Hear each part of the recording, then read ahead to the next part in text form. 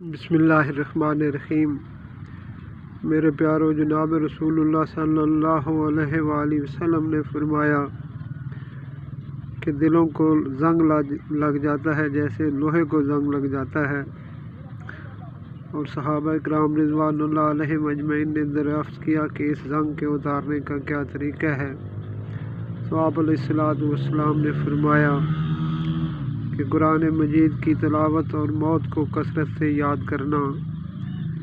میرے پیارو، آپ علیہ الصلوۃ والسلام نے پہلے قبروں کی زیارت سے منع فرمایا، پھر قبروں کی زیارت کی اجازت دی تاکہ لوگ قبر کو دیکھ کر عبرت حاصل کریں۔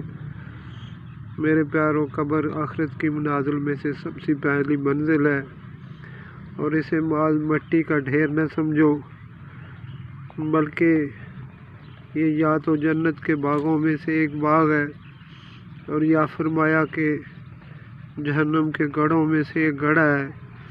میرے پیارو، اللہ سبحانہ و تعالی ہمیں اس قبر کی تیاری کی توفیق عطا فرمائے، اور ہمیں اس کے کنارے تک پہنچنے سے پہلے اسلام پر زندہ رکھیں اور ایمان پر موت عطا فرمائیں۔ آمین آمین آمین۔